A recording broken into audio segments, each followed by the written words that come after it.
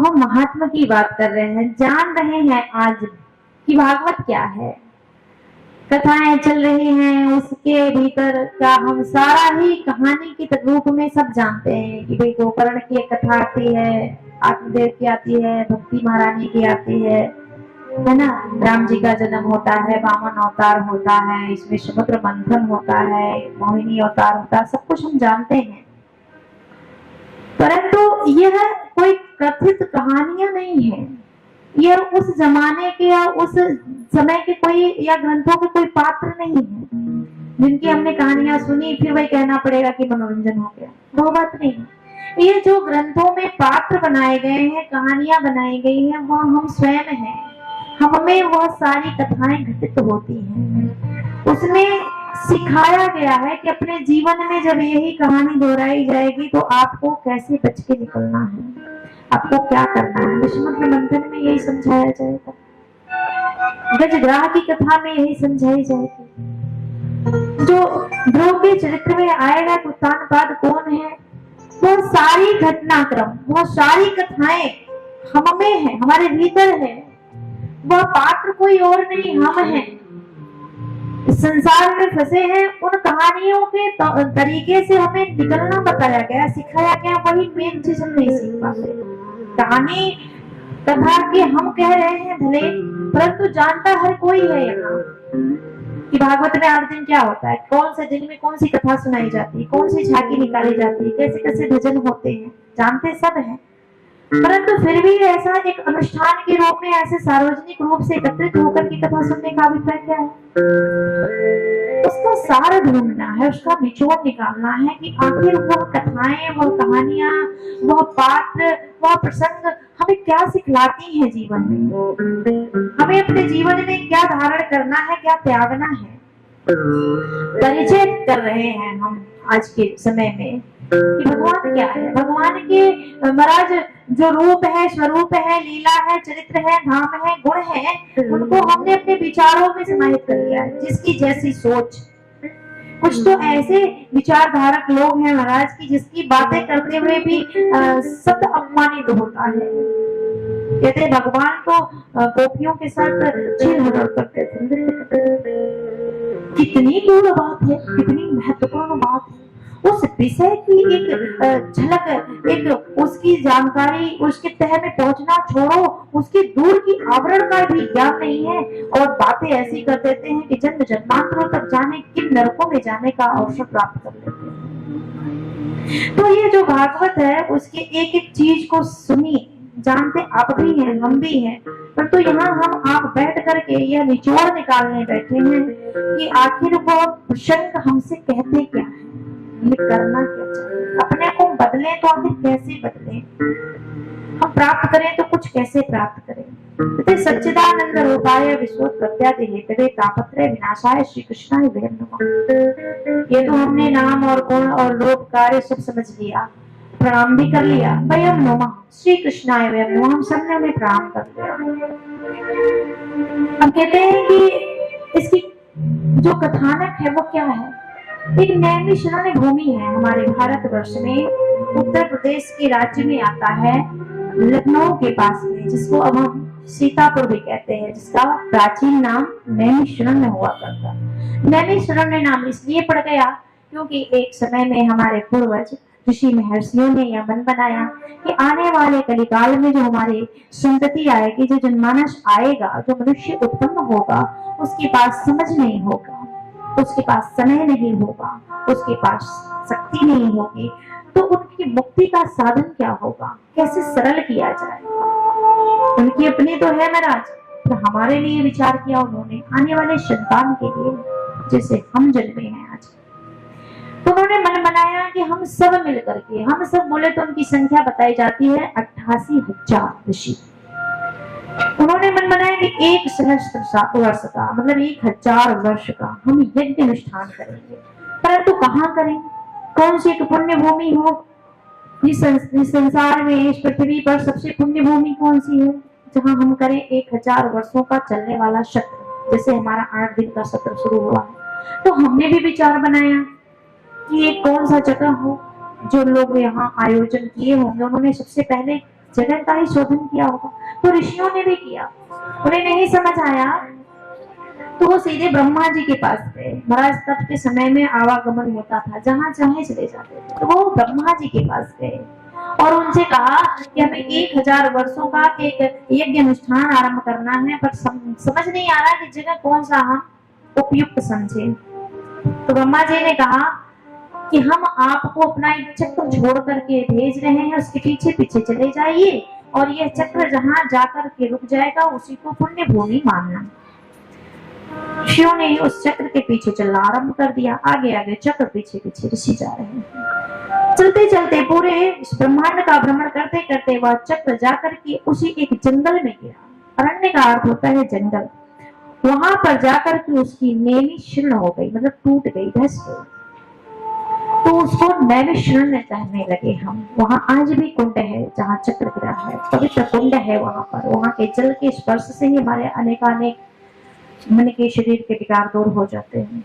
तो वहां पर उन्होंने फिर यह 88,000 ऋषियों ने मिलकर के 1000 वर्षों का चलने वाला यज्ञ अनुष्ठान आरंभ किया। सुबह की बेला में वो पूजन करते हैं और आहुतियां डाल करके यज्ञ करते हैं, और संध्या के समय में जैसे आप लोग बैठे हुए हैं अपने घर के कार्यों से निवृत्त होकर के, वैसे वह भी अपने पूजा से निवृत्त होकर के संध्या कालीन वेला में जब बैठते हैं तो कथाओं का, ग्रंथों का, पुराणों का चर्चा परिचर्चा करते हैं।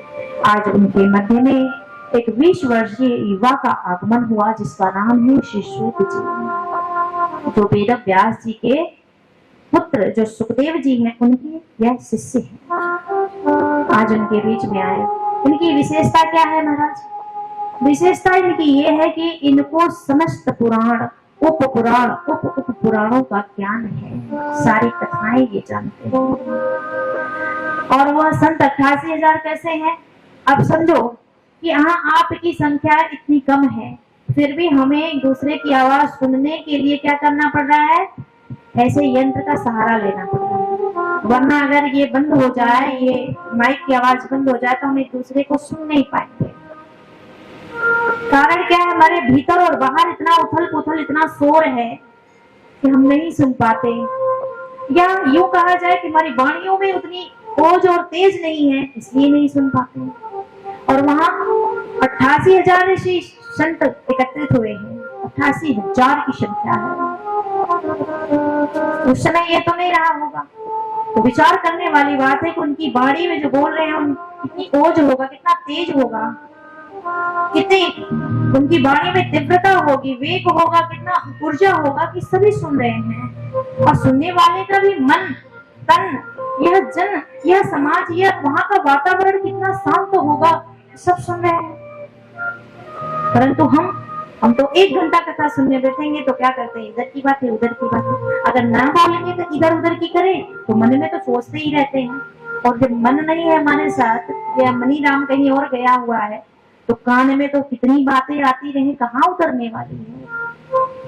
फिर विमान में नहीं आओगे, आएगा। आप कहोगे कि भैया 8वें दिन 2 दीदी ने कहा विमान आएगा, वो आया नहीं, तो कहाँ से आएगा?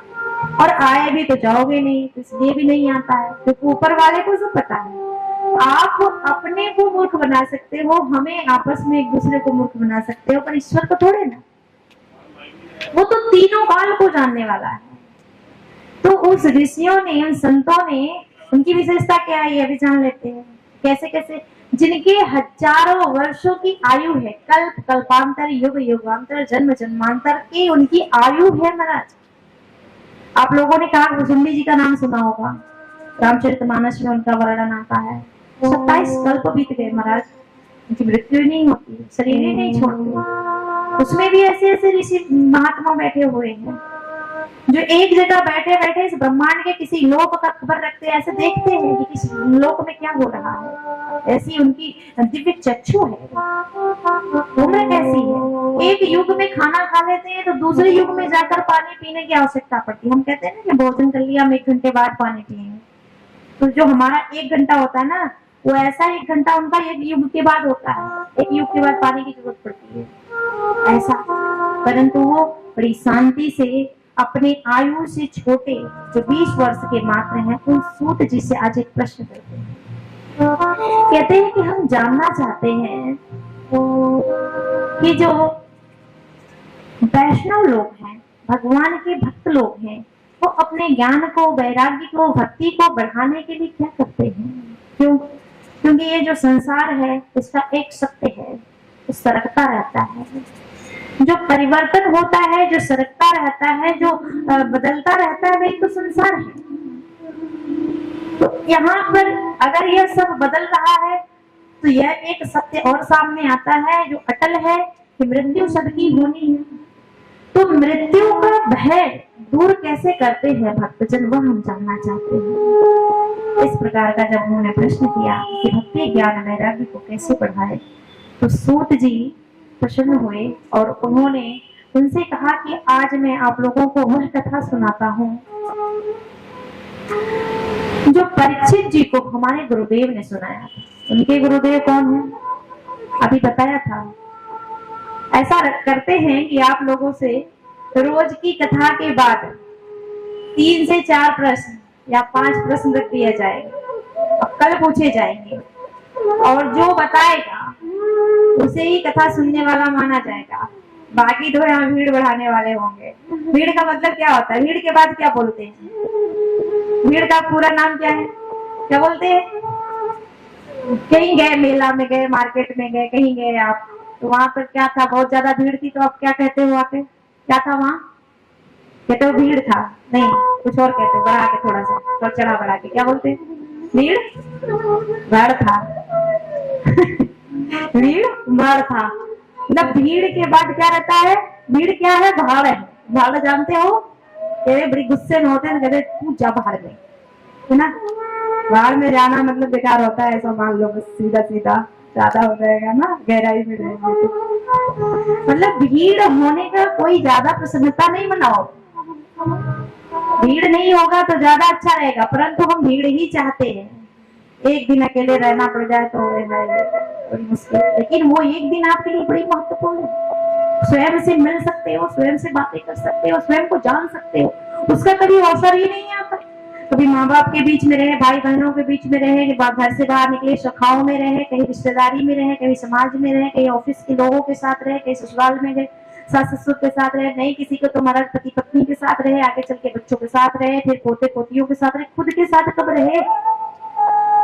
और सबसे ज्यादा जरूरी क्या था, खुद को जानना, वही नहीं किया, है ना। तो आप लोगों से 5 प्रश्न रोज रख दिए जाएंगे, ये पता लग जाएगा कि कौन सुन रहा है, कौन। ऐसा कर दिया जाए, कौन कौन कहेगा कि हाँ ऐसा कर दिया जाए, ठीक है। रोज आप लोगों से आज कथा मन से सुनना, कल कथा सुनाने से पहले ही 5 प्रश्न किए जाएंगे, और जो उत्तर देगा उसी को हम भी लाड करेंगे, उसी को ठाकुर भी लाड करेगा महाराज, ऐसा जान लेना। अगर लाड पाना है, दुलार पाना है ठाकुर जी का, तो कथा मन से सुनना पड़ेगा।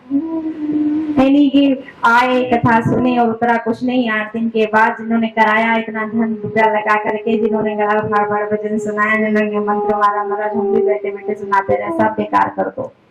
और घर का भी काम काज न किया, घर वाले कहेंगे 8 दिन कथा सुनने जाती रही, आकर के वैसे ही गुस्सा कर रही है, ऐसी बातें सुना रही है, ऐसे चाल चलन है महाराज, तो क्या सुन के कथा।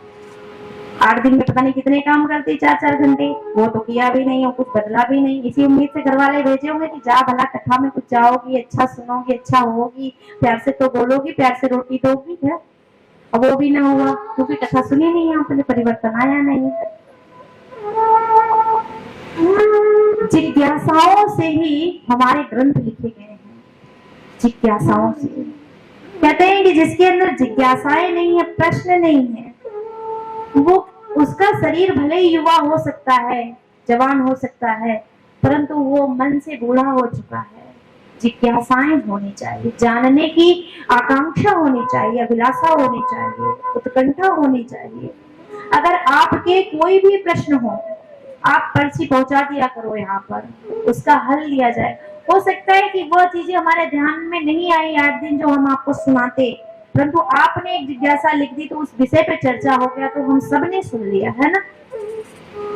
और कुछ ऐसे प्रश्न भी होंगे जिससे ये पता चलेगा कि हमने कल क्या सुना था। अगर प्रश्नोत्तरी हमारे बीच में हो गई तो हमें लगता है कि हमें फिर वो कभी भूलेगा नहीं, हमें भी नहीं भूलेगा, आपको भी नहीं भूलेगा, और जो सुनेगा उसे भी नहीं भूलेगा। यही प्रक्रिया अपना रहे हैं। कौन है वो? अभी कहा कि जो पूरे ही लोगों का ऐसे ही दृष्टिपात करते हैं, कहीं भी आ जा सकते हैं, उसकी आयु बहुत है, सामर्थ्य बहुत है, ज्ञान बहुत है, समय बहुत है, परंतु फिर भी जिज्ञासा है। जो 20 वर्ष का एक बालक उनके मध्य में आया है, उनसे प्रश्न करते हैं। क्या प्रश्न है? कि जो वैष्णव लोग हैं अपने ज्ञान भक्ति वैराग्य को कैसे बढ़ाते हैं। तो आज से सूर्य जी कह रहे हैं कि हमारे गुरुदेव ने जो हमें सिखाया, कौन सिखाया? यम प्रव्रजन्तमनुपेतमपेत कृत्यम द्वैपायनो विरहता पुत्रेति तन्मयतया सर्वोऽभिनेन्दो तं सर्वभूत हृदयं मुनिमानतोऽस्मि। यः स्वानुभावमखिल श्रुतिसारमेकम् आध्यात्मदीपमतिरिसितां तमोमन्दम् संसारिणां करुणयाः पुराणे गुह्यं तं व्यास शृणोमुपयामि गुरुं मुनिम्। कहते हैं कि आध्यात्म दीप जलाया। अध्यात्म का अर्थ ही मुख्य रूप से यही होता है कि स्वयं की परमात्मा को जान लेना। यही आध्यात्म का मूल उद्देश्य होता है। तो सूर्य जी क्या कह रहे हैं कि मेरे गुरुदेव कौन? व्यास सुनो। व्यास के पुत्र सुखदेव जी ने क्या किया? आध्यात्म दीप जलाया। क्यों जलाया? कहते हैं कि संसार नाम करुण यह पुराण गुह्य। ये जो पुराण है ना, जिसे आप सुनने बैठे हैं, महाराज बड़े गुहे हैं। गुहे का अर्थ होता है गुप्त, रहस्यनीय। अच्छा बताइए, आप लोगों में कौन कौन ऐसा है जिसने गुरु दीक्षा ली है? गुरुमुख कौन कौन हुआ है? किसको किसको गुरु है? जिन्होंने गुरु ना किया हो ना, वो कर ले। सच तो ये है कि जिसने गुरु नहीं किया है उसे यह ग्रंथ सुनने का अधिकार नहीं है। अगर जिन्होंने गुरु नहीं किया है उसे भी हम कथा सुना रहे हैं ना, तो हमें भी दोष लगेगा। इतना यह महत्वपूर्ण ग्रंथ है, परंतु अब तो हमने इतना सहज कर दिया महाराज, क्या कहना है ना। तो दीक्षित हो जाओ। बिना गुरु के जीवन में कहीं भी पूजा पाठ ईश्वर आपका स्वीकार नहीं करता है। ठीक है, तो वो कह रहे हैं कि हमारे गुरु ने संसारियों पे करुणा करके, गुरु के मैटर पे हम फिर कभी बात करेंगे, अभी प्रसंगों के अंतर्गत गुरु की चर्चा आएगी। संसारियों पर करुणा करके एक आध्यात्म दीप जला दिया है। ऐसे पुराण को हम पर खोल दिया है जिससे हमारा कल्याण हो सकता है। काल ब्याल मुखग्रास त्रास निर्णास हेतु, जो काल रूपी ब्याल है जिसके हम ग्रास से त्रास हो रहे हैं। देखो, चींटी से लेकर के कुछ ऐसे अणु होते हैं जिसे हम नजरों से देख नहीं सकते, उनसे लेकर के इस ब्रह्मांड के ब्रह्मा पर्यंत जितनी भी चराचर जगत में जीवात्माएं हैं, चाहे वो किसी पद पर हो, पेड़ हो, पौधे हो, पहाड़ हो, जल के, थल के, नभ के, हवा के, वायु के, तेज के, जितने भी संसार में जीवात्माएं हैं, सबको एक कोई अपना ग्रास बना रहा है, भोजन बना रहा है। कौन है वो? काल रूपी ब्याल। उसके गाल के हम ग्रास से त्रास ले रहे हैं, त्रस्त हैं, सबको मरना है। जिस बच्चे को हम अपने सीने से लगा करके पालते हैं, एक समय आता है उसके सामने से हम चले जाते हैं या हमारे सामने से वो चला जाता है। जिस माँ बाप के बिना हम एक पल रह नहीं सकते थे, वो हमारे सामने से चले जाते हैं या हम उनके सामने से चले जाते हैं। तो ये काल ही तो है, तो सबको अपना ग्रास बना रहा, अपना भोजन बना रहा है। तो कहते हैं कि इस काल रूपी ब्याल के गाल से बचने का जो एक उपाय है वह क्या है? श्रीमद् भागवत महापुराण। ऐसा नहीं है कि जो कथा सुन लेंगे वो मरेंगे नहीं महाराज। ये संसार में जो आया है उसे जाना है। भगवान भी अवतार लेके अनेक आए, परंतु रहे नहीं। क्योंकि यहाँ का विधान यही है, उन्हें जाना है। परंतु तो जाने के भी अलग अलग तरीके होते हैं ना।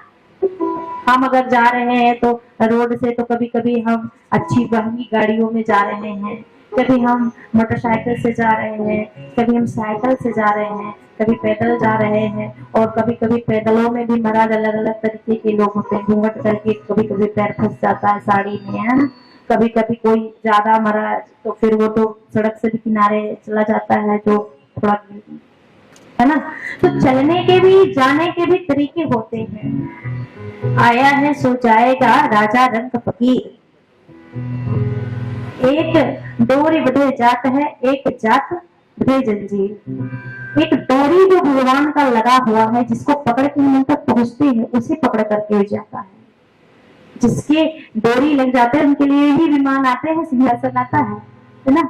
और एक बांध के जंजीर से जाता है। किसी ने सुना होगा ना कि काल का जब दूत भेजा जाता है वहां से, तो उनके हाथ में महाराज एक शस्त्र होता है और काल का फंदा होता है, फिर हमारे शरीर से आत्मा को खींच कर निकालते हैं, घसीटते हुए ले जाते हैं।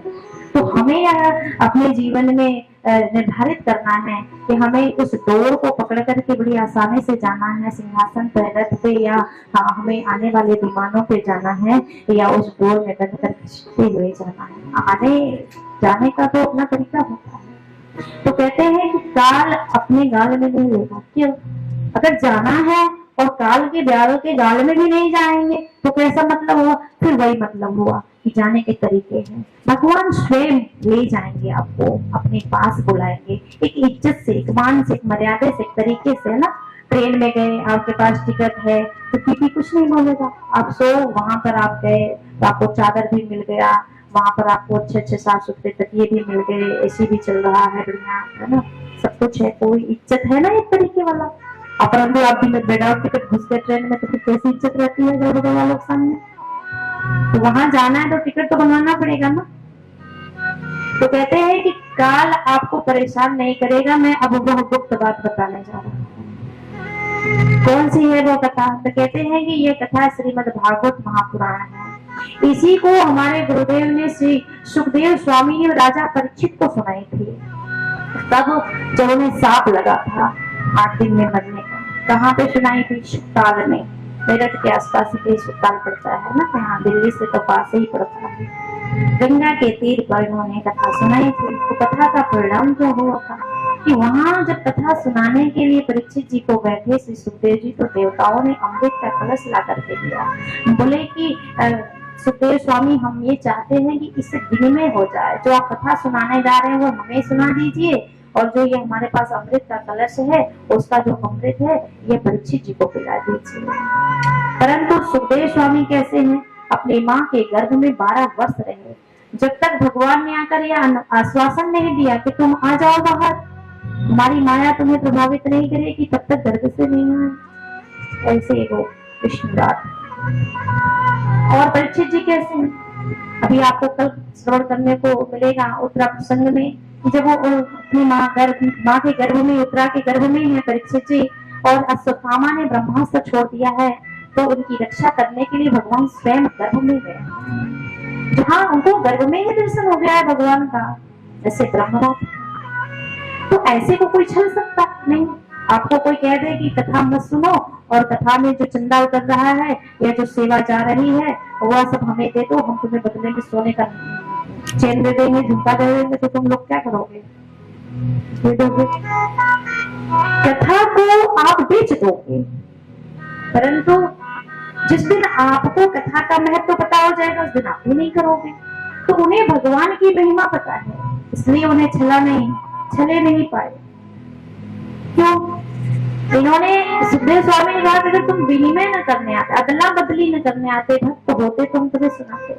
ये जो आप कथा सुन रहे हो ना, यह इसी पृथ्वी पर ही संभव है। यही कारण कि हनुमंत लाल जी आज भी पृथ्वी छोड़ करके कहीं नहीं गए।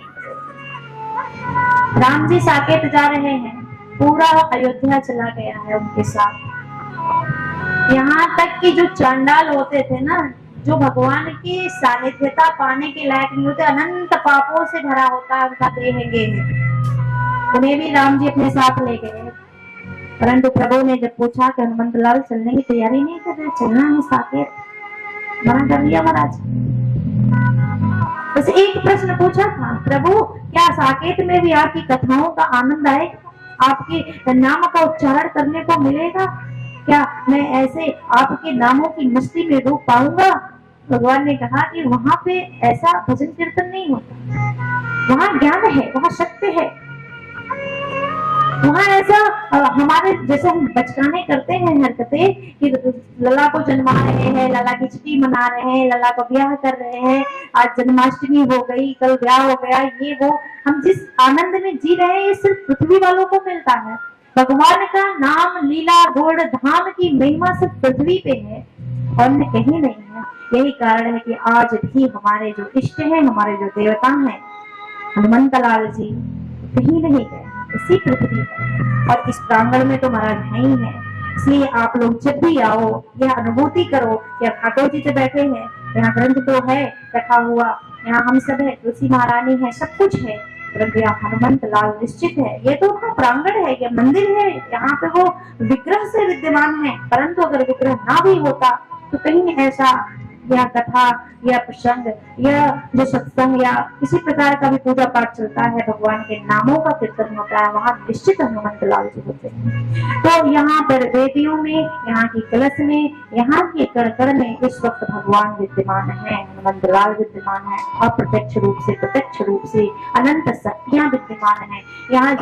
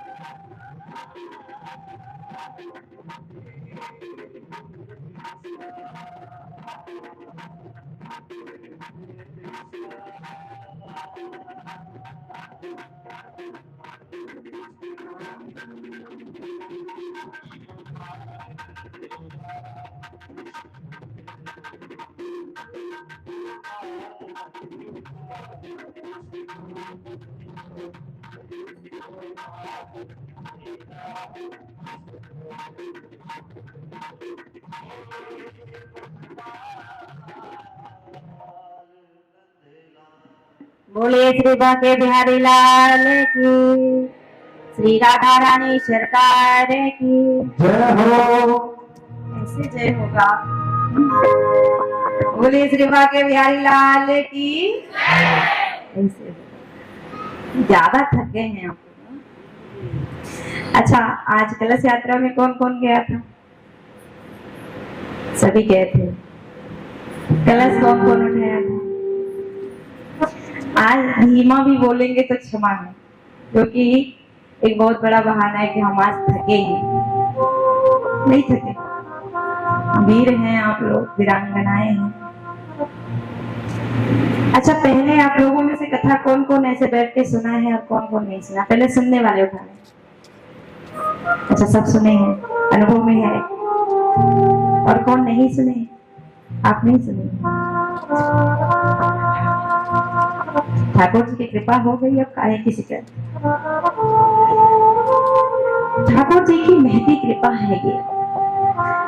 नहीं तो क्या होता है कि बहुत समय तक हम मन बनाते रहते हैं कि एक बार वृंदावन धाम घुमाएं, एक बार ठाकुर जी के दर्शन कराएं, एक बार कथा करा ले अपने यहाँ, एक बार कथा सुनने चले जाएं। परंतु जीवन की ऐसी आपाधापी है, ऐसी व्यस्तता है, इतनी जिम्मेदारियां हैं, इतनी आकांक्षाएं हैं हमारे कि हम समय नहीं निकाल पाते। पूरा जीवन एक ही बहाना रहता है। क्या बहाना रहता है? इस समय नहीं। वृंदावन चलोगी बहन, चलने का मन तो है, समय नहीं। भाई साहब, कुछ दिन के लिए समय निकालिए, वृंदावन आ जाइए परिवार लेकर। कहते हैं दीदी जी समय नहीं है। एक दिन ऐसा आता है जिंदगी में जो डॉक्टर कह देता है कि भैया जो खिलाना खिला दो, जो पहनाना पहना दो, जो बातें करनी हो कर लो, क्या अब समय नहीं है। सही है कि नहीं?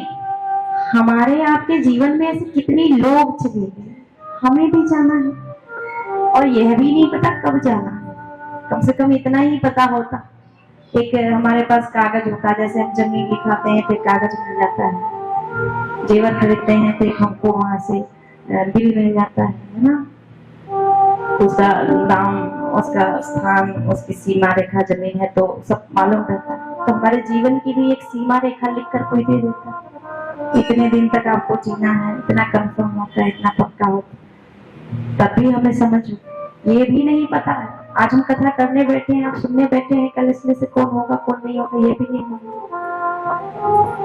अच्छा, कर ले वह काम भी कर ले, परंतु हम उसे जरूरी नहीं समझते।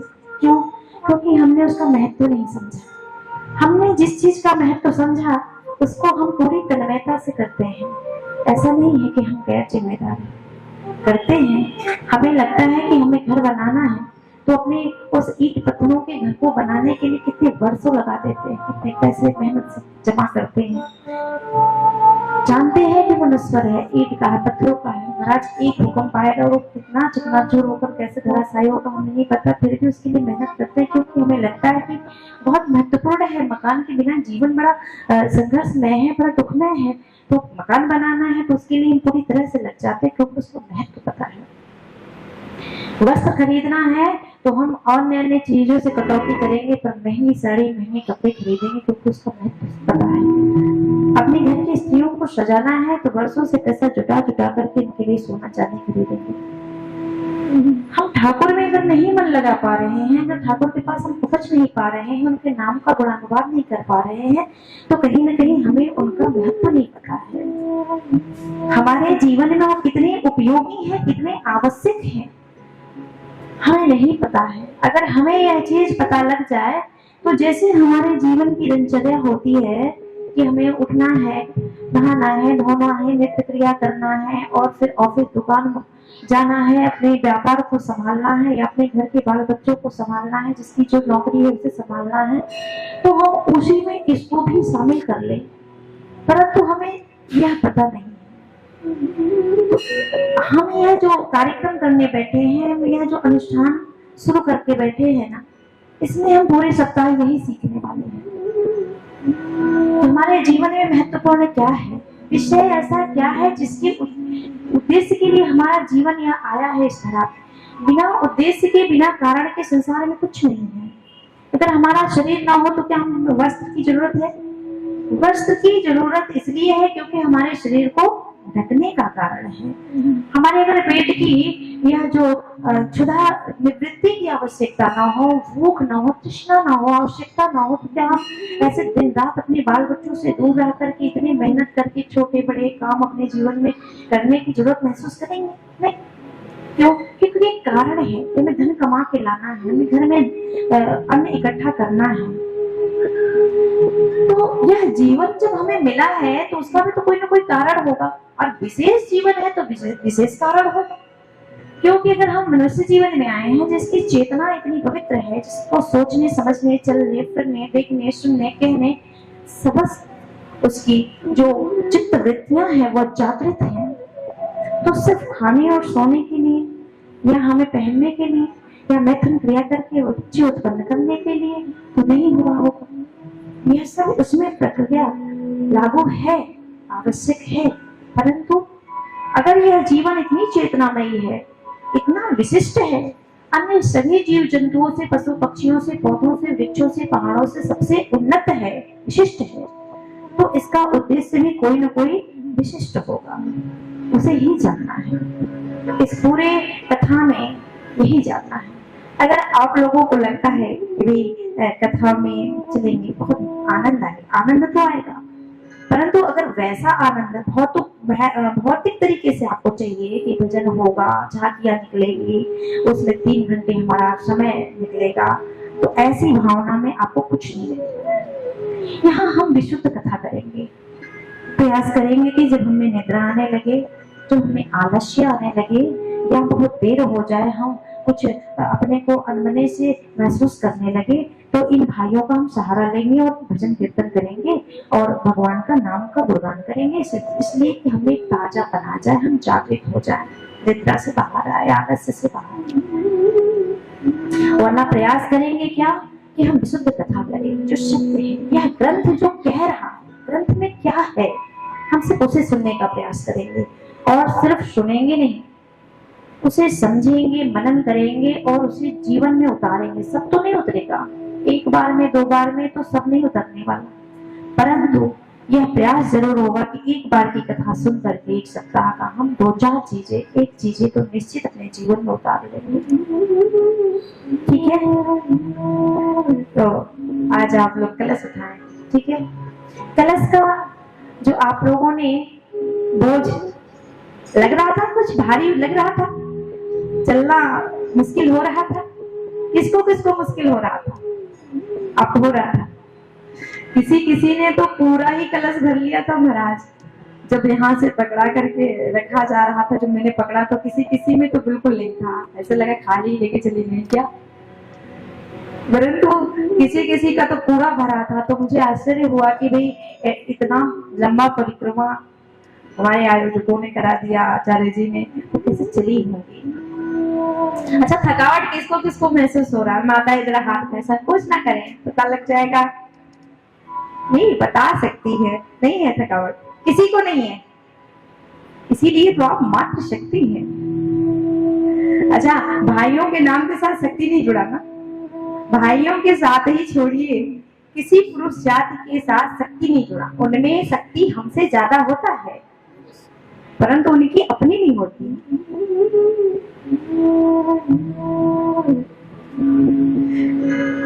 शक्ति, मान लीजिए शिव में शक्ति है, शिव जी में शक्ति है, पर शक्ति कौन है? मैया है। नारायण में शक्ति है, पर उनकी अपनी शक्ति है। आह्लादनी शक्ति राधा रानी है कृष्ण में, राम जी में शक्ति माँ जानकी है, शक्ति उनमें है, परंतु शक्ति आप है ना। इसलिए कलश उनको नहीं दिया गया। ये शक्तिमान है, आप शक्तिमान है पर शक्ति नहीं है, इसलिए आप कलश लेके नहीं चल पाओ। अच्छा, आप लोगों को कलश उठा दिया जाता तो इतनी सहजता से चल लेते?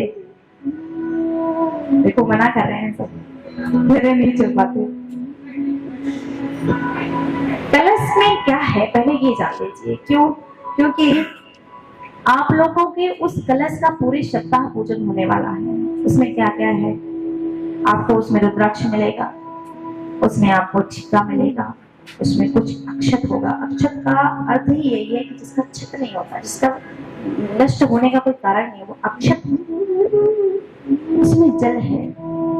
जब आपने यहाँ से कलश भरने से पहले उसमें जल डाला था, वह एक यहाँ के नल का या यहाँ के किसी कुएं बावड़ी का जल हो सकता है, परंतु जब उस पर हमने मंत्र पढ़ा आचार्यों के द्वारा, जब हमने उसे सिर पे धारण किया, जब हम इसको परिक्रमा करके लाए, जब हमने यहाँ भागवत जी के सामने ठाकुर जी के विग्रह के सामने स्थापित कर दिया, तो अब वह जल कैसा हो गया? वह जो एक नल का जल था, एक कुआं बावड़ी का जल था, हमारे बाल्टी का एक लोटे का जल था, अब उसमें समग्र तीर्थ आकर के समाहित हो गए। क्योंकि हमने मंत्रों के द्वारा उसमें समस्त तीर्थों को, जितने भी सप्त सरोवर हैं, सप्त पवित्र नदियां हैं, जितने भी बावड़ियां हैं, जितने भी कुएं हैं, इस पृथ्वी पर जलाशय के नाम पर जितने भी तीर्थ हैं, सबको हमने आवाहित किया। उसमें सभी विद्यमान हैं। वरुण देव साक्षात, अब वह वरुण देव के विग्रह है कलश, जो जिनकी पूजा हम नित्य करेंगे। उसे सर पे धारण करने का अभिप्राय यह है कि आप लोगों ने समस्त तीर्थों को अपने सिर पे धारण किया। यह बहुत बड़ी बात है। आप शक्ति हैं, इसीलिए आप धारण कर पाएंगे। ऐसे बिना सहज होकर के चल के समस्त तीर्थों को धारण करना संभव नहीं है, इतना सहजता से नहीं हो सकता। परंतु वह मंत्रों का, वह शब्दों का खेल है कि वह आपके भीतर समाहित हो गए हैं, आप लेकर के चल रहे हैं। उस जल को जब आपने अपने सिर पे धारण किया ना, तो आपका तन मन हृदय सब शीतल हो गया। यहाँ का पूरा वातावरण उस जल से प्रभावित है। यहाँ पर एक पॉजिटिव ऊर्जा जो है, एक सकारात्मक ऊर्जा चारों तरफ उस जल से विद्यमान रहेगा, शीतलता फैलेगा। और आपके पितृ देवता या आपके कुल की जितनी भी पितृ देवियां होंगी, जो इस वक्त कहीं भी हो, किसी भी लोक में कितने भी कैसे भी कष्ट पा रहे हो, इस कलश के उठाने से, चाहे वो भागवत के कार्यक्रम का कलश हो, राम कथा का कलश हो, या हमारे सनातन धर्म का किसी भी अनुष्ठान का कलश हो, आप लोग प्रयास करो कि निश्चित ही उसे अपने सिर पे धारण करो, परिक्रमा करो, उठाओ, उसे अपने घर ले जाओ। जब हमारे कुल की माताएं, हमारी बेटियां, हमारी बहुएं कलश को सिर पे धारण करती हैं, उसे अपने घर में ले जाती हैं, तो हमारे पितरों को वह प्राप्त होता है, उन्हें शांति मिलती है, वह धन्य होते हैं, वह तृप्त होते हैं, वह सोचते हैं कि अच्छा है कि हमारे कुल में कोई एक ऐसा तो जन्मा जिसने हमें जल पिलाया, हम तक जल की शीतलता पहुंचे। क्योंकि हमारे ही जैसे हमारे पूर्वजों ने इस संसार में आपाधापी किए, जैसे हम अपने पुत्रों के लिए, पुत्रियों के लिए कर रहे हैं ना, वैसे उन्होंने हमारे लिए किया होगा। इसलिए अपने जीवन के लिए, अपने आत्म कल्याण के लिए शायद ना सोच पाए हो, इसलिए अन्य अन्य जाने किन लोकों में भटक रहे हो। तो उनकी छुटकारे के लिए, उनकी मुक्ति के लिए, उनकी मन की शांति के लिए, उनके भोजन पानी की व्यवस्था के लिए तो हम ही जिम्मेदार हैं। क्योंकि उनकी जमीन जायदाद को हमने लिया, उनकी गाड़ी मकान को हमने लिया, उनका दिया हुआ जीवन हमें मिला, तो हमें अपने पितरों के प्रति भी कुछ उत्तरदायित्व बनता है, अपने कुल देवी देवताओं के प्रति भी उत्तरदायित्व बनता है। तो यह जो आपने कलश उठाया, इससे कहीं न कहीं अनुतृप्ति मिली है, यह बहुत महत्वपूर्ण विषय है। और यह सब शब्दों का खेल है। जो यह एक प्रतिमा आपको दिख रहा है ठाकुर जी का, जिसमें अष्ट धातु से बने हुए हैं, नाक की आंख की नक्काशी बनी हुई है, वह उनका एक विग्रह है जो अष्ट धातुओं का बना हुआ है। उसी प्रकार से एक यह विग्रह है जो शब्दों से बना हुआ है। जैसे हम पार्थिव लिंग बना लेते हैं या मिट्टी का या नरेश्वर ले आते हैं, अन्य चीजों का हम मूर्ति बनाकर भगवान की पूजन करते हैं। तो वेद व्यास जी ने लिख करके भगवान का एक मूर्ति बनाया जिसका नाम है श्रीमद् भागवत महापुराण, जिसको सुनने के लिए हम आज यहाँ बैठे। बोलिए श्रीमद् भागवत महापुराण की, श्री राधा रानी सरकार की। आज हम लोग बहुत ज्यादा समय तक कथा श्रवण नहीं करेंगे, कारण क्योंकि नया सिस्टम है। आज सब आप लोग भी थके हो, सुबह से लगे हो, नई नई व्यवस्था है। भैया लोग को भी यहाँ के बारे में पता नहीं कितनी दूर से आए हैं, आचार्य जी की मेहनत है। तो आज हम लोग कथा के इस सिलसिले में सिर्फ भागवत ग्रंथ का परिचय प्राप्त करेंगे, उनको जानेंगे कि हम पूरे सप्ताह करने वाले क्या हैं, और उसे जानने के बाद हम कल से कथा के ग्रंथ के विषय में प्रवेश करेंगे। आज हम कुछ ही घंटे, 1-2 घंटे के अंतर्गत आरती करके घर चले जाएंगे, सिर्फ परिचय करेंगे। और बहुत ज्यादा खा पी लेने का भी कोई सेहत बनाने वाला सिस्टम तो होता नहीं है। उतना ही पियो, उतना ही खाओ जिससे स्वास्थ्य बना रहे ना। अब इतनी गर्मी का माहौल है, पूरा दिन थके हुए हो, ढेर सारी कथाएं सुना दिया जाए तो क्या होगा? बैठे बैठे कमर दुख गया, घुटने में दर्द हो गया और सिर में समझ नहीं आया क्या क्या बातें हो गई, और आज ऐसे उब गए कि कल आने का मन ही नहीं। सेहत बनने की जगह पेड़ घी फायदा करता है, परंतु ज्यादा घी खा ले तो पेट खराब हो जाता है। तो रखता रखता एक चीज की और बधाई आप लोगों को। अच्छा, नवरात्रि कितने दिन होते हैं ये बताओ आप लोग?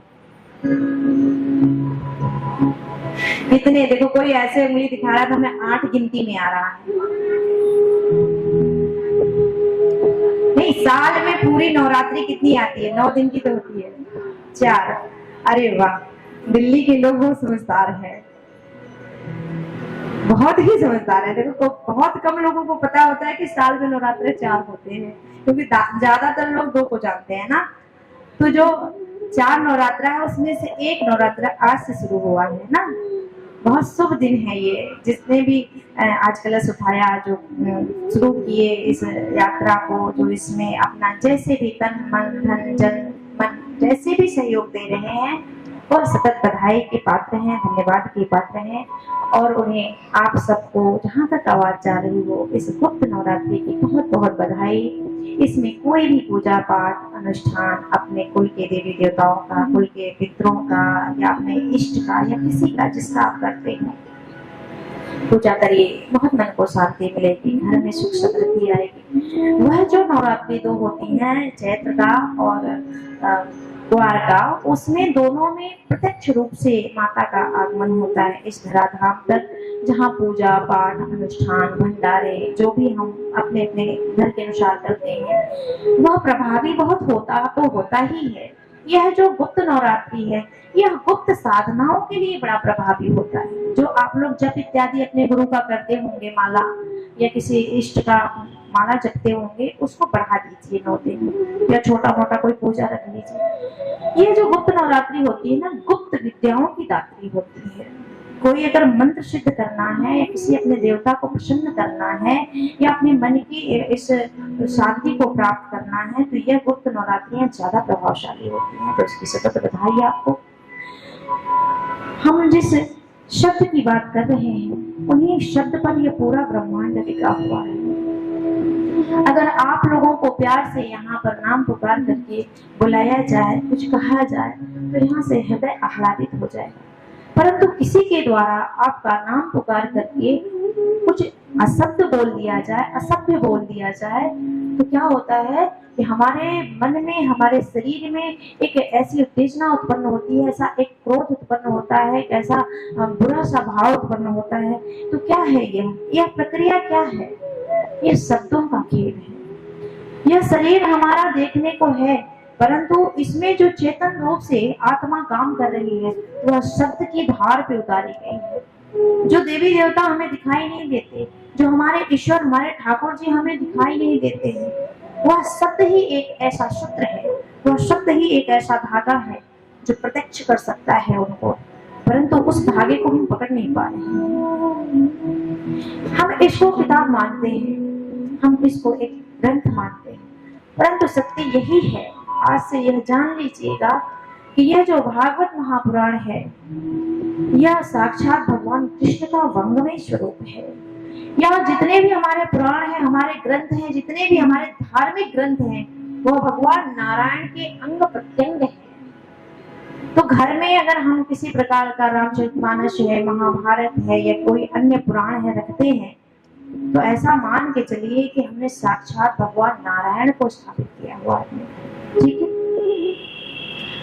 तो यह समझ लो कि श्रीमद् भागवत महापुराण है क्या। अच्छा, आप लोगों ने कई बार सुना होगा, जैसा कि आप लोगों ने बताया कि कई बार भागवत सुना आप लोगों ने, तो यह प्रश्न तो उठता है ना कि आखिर हम बार बार भाई कथा क्यों सुने, कथा बार बार क्यों सुनी जाती है।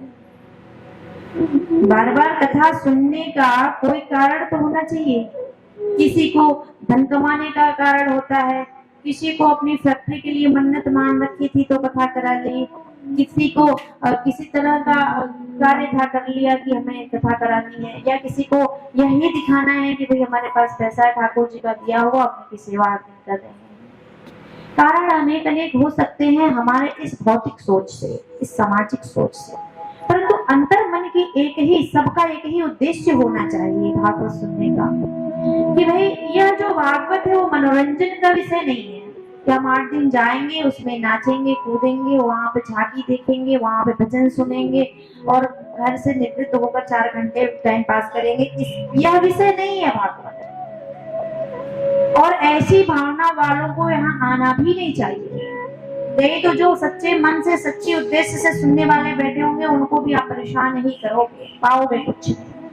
किसी नदी के किनारे आप चले जाओ, समुद्र के किनारे चले जाओ, परंतु अगर किनारे ही बैठे रहोगे तो मोती मिलेगा? नहीं मिलेगा। घोंगे हाथ आ जाएंगे, मछलियां आ जाएंगी, है ना, बेकार की चीजें हाथ आ जाएंगी। परंतु अगर मोती प्राप्त करना है तो क्या करना पड़ेगा? थोड़ी गहराई में उतरना पड़ेगा। तो ये जो भागवत है वो मनोरंजन का विषय नहीं, गहराई में उतरना पड़ेगा। चाहे आप 100 बार सुनो, मनों का मार्जन नहीं हो सकता। मनों का मार्जन मतलब मन की सफाई नहीं हो सकती।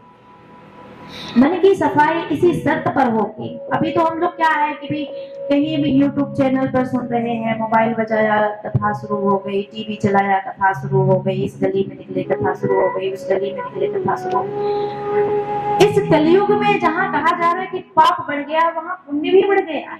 श्री किशोरी जी ने, राधा रानी ने, ऐसा लगता है कि जैसे छूट कर दिया है कि कथा करो। जैसे होता है ना कि दिवाली पर बहुत महंगा सामान मिल रहा है, फिर जैसे ही और नजदीक आता गया तो कहते हैं कि डिस्काउंट मिल रहा है, उस पर छूट मिल रहा है, भारी छूट आ गया है, ये चीज इतने में ही आने लगी, 100 रुपए की चीज 50 रुपए में आने लगी। क्यों? उसकी आवश्यकता है। तो अभी इस पाप के समय में, उलझन के समय में ऐसा लग रहा है मानो घर घर में, गली गली में, मोहल्ले मोहल्ले में तो कथा होने लगी है, परंतु उसका प्रभाव कुछ नहीं हो रहा है। कथा कहने वाले भी आते हैं और मनोरंजन करा के पैसे लेकर चले जाते हैं, और कथा सुनने वाले का भी यही उद्देश्य रह गया है। कुछ माताएं तो इसी उद्देश्य से आती हैं कि देखो कथा करने वाले कौन हैं, कैसे दिखते हैं, क्या पहनते हैं, क्या बोलते हैं, भजन कितने होते हैं, चल के थोड़े ठुमके लगाएंगे, सजने का मौका मिलेगा, और घर की झंझटों से 4 घंटे बाहर निकलेंगे भगवान के नाम। क्या यही उद्देश्य होना चाहिए कथा सुनने? नहीं, यह उद्देश्य नहीं है कथा सुनने का। कथा सुनने का अर्थ यह है कि एक भी बात हमारे हृदय पटल को ऐसा छू जाए कि ये जो पट बंद है, ये जो द्वार बंद है, जिसमें तृष्णा ने, द्वेष ने, काम ने, इंकार ने, क्रोध ने, जलन की भावना ने घर कर रखा है, ऐसा पट खुले कि ये सब निकल करके बाहर चले जाएं और भगवान की अच्छाइयां आने लगे, हमारे अंदर विवेक आने लगे, संतोष आने लगे, धैर्य आने लगे, सहनशीलता आने लगे, प्रेम आने लगे, आचार विचार व्यवहार में परिवर्तन आने लगे, हमारे खान पान रहन सहन में परिवर्तन आने लगे। अन्यथा स्थिति क्या है कि हम भी पूजा करते हैं, आप भी पूजा करते हैं, परंतु क्या होता है कि जब आप पूजा करोगे तो हम वो आपका काम है ऐसा सोच के सहयोग नहीं करेंगे, और जब हम किसी प्रकार का पूजा पाठ भगवान की करेंगे तो आपको लगेगा कि ये तो इनका है, आप सहयोग नहीं करोगे। तो ये भगवान को मान रहे हैं या अपने विचारों को मान रहे हैं? ये तो अपने विचार को मान रहे हैं, हमने तो भगवान को बांट रखा है। तो भागवत सुनने का बार बार उद्देश्य सिर्फ एक ही है, थोड़ा हमारा मन शांत रहने लगे, थोड़ा मन हमारा पवित्र होने लगे, विचार हमारे बदलने लगे। अच्छा, कथा सुनने के बाद ऐसा किसी के जीवन में अनुभव आया क्या कि एक बार सुनने के बाद हमको यह परिवर्तन दिखाई दिया? किसको किसको कथा सुनने के बाद परिवर्तन हुआ? सच में सौभाग्यशाली हैं वे अगर इतना भी बदलता। हम ये नहीं कहते कि आप एक बार कथा सुनोगे तो ऐसा हो जाएगा कि भैया एकदम सब कुछ बदल जाए, क्योंकि ये जो हमारे मन की आवृत्ति है यह जाने कितने जन्मों की है, जिसका विषय है कि यहाँ चंचल हो जाना, वहाँ क्रोधित हो जाना, वहाँ मन भाग जाना, तो इतनी आसानी से तो नहीं रुकने वाला। और 8 दिन 2 घंटे 4 घंटे सुनोगे, उसके बाद जाना तो फिर उसी संसार में, उसी आसपास के लोगों में। परंतु इतना अगर बदला तो यह भी बड़ी कृपा है उनकी। तो उनकी जब बहुत विशेष कृपा होती है तभी हमें कथा सुनने को मिलता है, और वह आपको मिला है। अच्छा, इस आसपास में तो बहुत लोग होंगे, अभी बाहर निकल जाओ तो बहुत भीड़ होगा, परंतु आप ही लोग क्यों हैं? कोई ऐसा विशेष एक संस्कार रहा होगा, एक ऐसी कहीं न कहीं आपके मन की तार ठाकुर के चरणों में जुड़ी होगी कि जो वो खींच के आपको ले आए, वरना सबको क्यों नहीं ले आए? आप ही की जो चेतना है, आपकी जो प्रवृत्ति है, वो कहीं न कहीं ऐसे टाइप की है, ऐसे तरीके की है जो भागवत सुनने की इच्छुक है, जो हरि की कृपा प्राप्त करने के लिए बैठी है। जो जैसा होता है उसकी यारी दोस्ती वैसी होती है। अगर आपकी यारी दोस्ती ठाकुरा से है तो आपकी प्रवृत्ति भी तो ठाकुर जैसी ही है ना।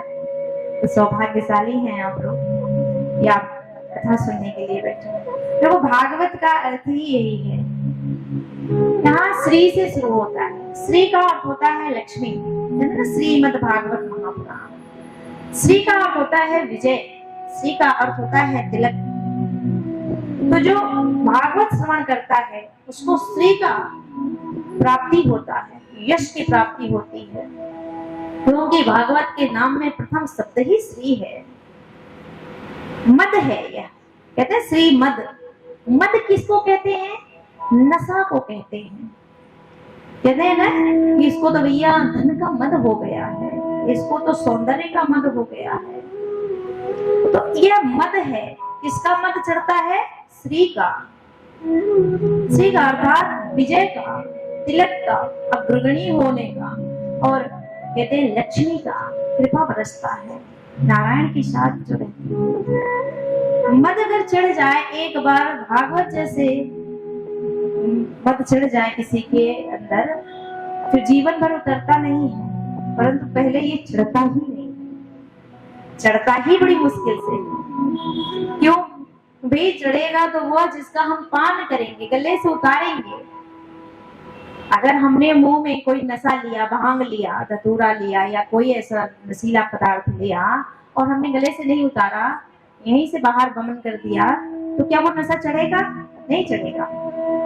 तो अभी तक अगर हमें श्रीमद् भागवत का नशा नहीं चढ़ा, मद नहीं चढ़ा, इसका कारण क्या है? सुना तो आपने कई बार, परंतु क्या हुआ?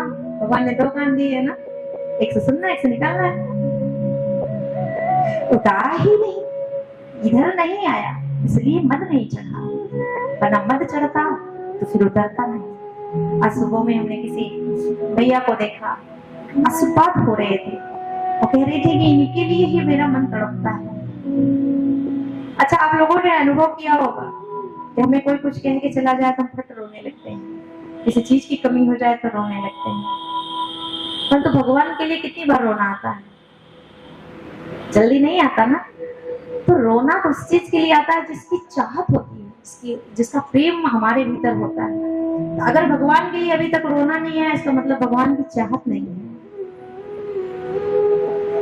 और बार बार वही चाहिए, उसके लिए उसकी नशा होनी चाहिए। और वह नशा नहीं हुआ तो बार बार सुना, इसका मतलब अभी इधर इधर है, इधर नहीं आया। जब इधर आएगा तो नशा होगा। दूसरा शब्द क्या है? मत। तो कहते हैं भागवत, है ना। तो भ से भक्ति, ज्ञ से ज्ञान, व से वैराग्य और त से त्याग। जब हमें भागवत का नशा चढ़ता है ना, तो ये स्वतः आने लगता है।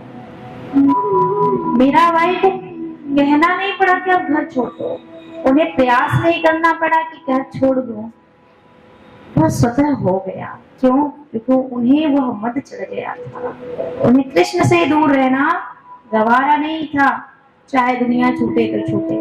अभी हमारी वह परिस्थिति नहीं आई है, बस उसी की कामना में हम आए हैं। ठाकुर इतनी कृपा कर दो कि दुनिया छूटे छूट जाए पर तुम न छूटना। परंतु ऐसा चाहते हो क्या सच में? यहीं तक चाहोगे? जैसे ये देहरी लांगोगे ना, नहीं चाहोगे। अच्छा एक चीज और बता दें हम लोगों को, 7वें दिन जो भी कथा सुनता है उसके लिए विमान आता है। आप सब कथा सुनने हो, जानते होंगे ना। अगर विमान आ गया 7वें दिन, तो जाने के लिए कौन कौन तैयार है? सब झूठे हो, कोई नहीं जाएगा, पता है। पक्का आएगा 7वें दिन विमान, जाओगे? देखो कह रही विमान आएगा नहीं, इसलिए हमने हाथ उठाया था। मतलब हाथ भी उठा दो, जाना भी ना पड़े। अगर मन से आपने सुन लिया, धुंधुकारी जी महाराज ने जब कथा सुना था तो उनके लिए विमान आया था। बाकियों को जब गोकर्ण जी ने सुनाया था तो उनके लिए विमान नहीं आया। उसी प्रांगण में, जैसे आप लोग सामूहिक सुन रहे हो ना, उसी जगह पे एक के लिए आया, बाकियों के लिए नहीं आया। तो कम से कम जो मन से सुनेगा उसके लिए तो आएगा। अब ऐसा मत करना कि भैया हम मन से ना सुने, नहीं तो विमान आ जाएगा, नहीं आएगा। ठीक है, जब तक आप नहीं चाहोगे, इसी संसार में रहो जब तक आप चाहते हो।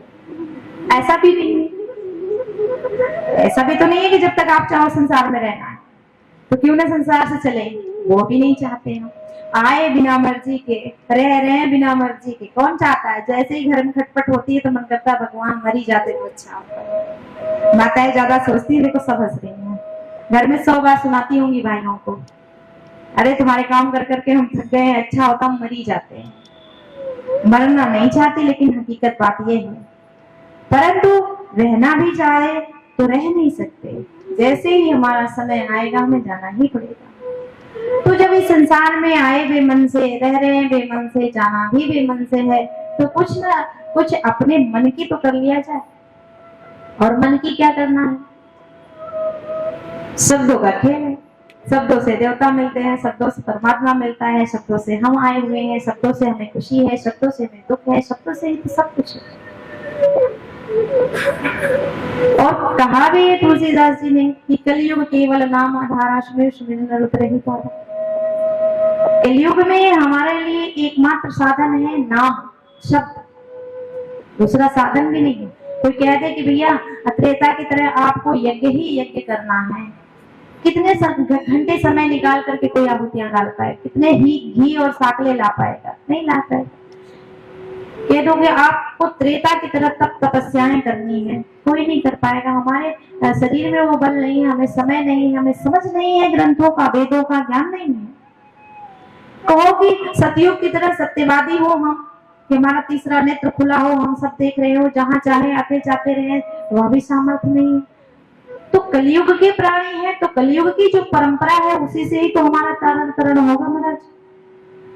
तो कलयुग के लिए क्या कहा कि कलयुग केवल नाम आधार, और नाम की महिमा हम गाने बैठे। तो यानी यह बात पता चलता है ग्रंथों के उपदेश से कि हम सही रास्ते पर हैं। बस भगवान का नाम लिए जाओ।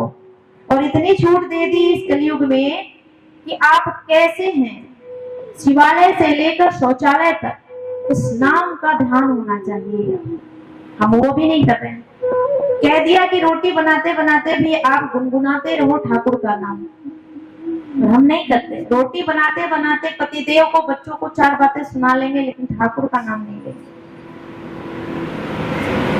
और नाम ही सब कुछ, शब्दों का ही जो मूर्ति है वह काम आ रहा है हमारे इस कलयुग में।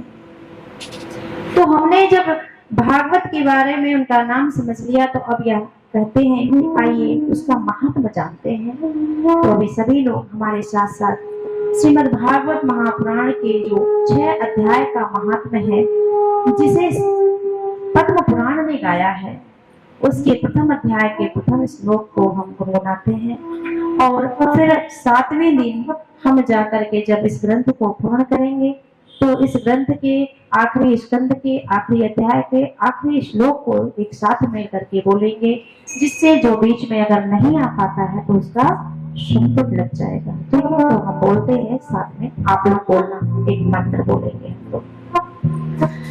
सच्चिदानंद रूपाय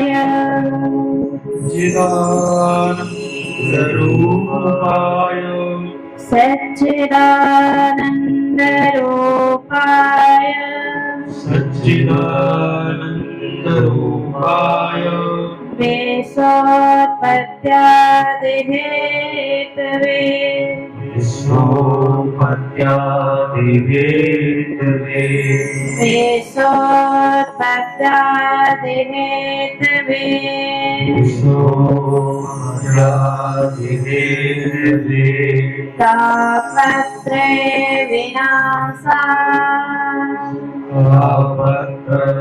विनाशाय तापत्रय विनाशाय तापत्रय विनाशाय श्रीकृष्णाय वयं नमः श्रीकृष्णाय वयं नमः श्रीकृष्णाय वयं नमः श्रीकृष्णाय वयं नमः श्रीकृष्णाय वयं नमः श्रीकृष्णाय वयं नमः।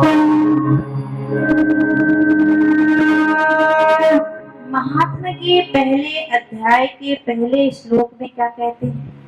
सच्चिदानंद रूपाय। का रूप कैसा है?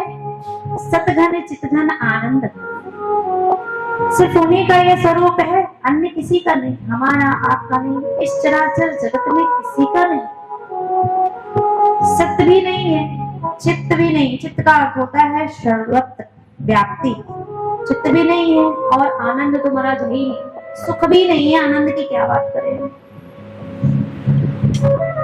तो यह स्वरूप किसका है? उस परमात्मा स्वरूप की बात करते हैं और कहते हैं कि उनका कार्य क्या है। तो कहते हैं विश्वोत्पत्त्यादि हेतवे, तो विश्व की उत्पत्ति पालन और लय का हेतु है, कार्य करने वाले, यह उनका कार्य है। तो कहते हैं उनका गुण क्या है? तो गुण के लिए बताते हैं कि तापत्रय विनाशाय। तापत्रय होते, 3 होते हैं। आदि दैविक गुण ताप, आदि भौतिक ताप और आदि दैहिक ताप। इस प्रकार से 3 तापों में ही यह संसार जल रहा है। कभी ईश्वरीय प्रकोप हो जाता है, भूकंप आ गया, बाढ़ आ गया, सूखा पड़ गया, तूफान आ गया ना, और कभी ये दैविक ताप होते हैं। कभी कभी हमारे शरीर में ही ज्वर चढ़ गया, बिच्छू ने डंक मार दिया या सांप ने कर लिया कुछ ऐसा कांड, या किसी पशु ने हमें मार दिया, इस तरह का हमें ताप रहता है। एक ताप होता है इसमें शरीर के अलावा मन का महाराज। आज के समय में हमारे शरीर का ताप जितना हमें दुखी कर रहा है, इससे कई गुना ज्यादा हमारे मन का ताप हमें दुखी कर रहा है।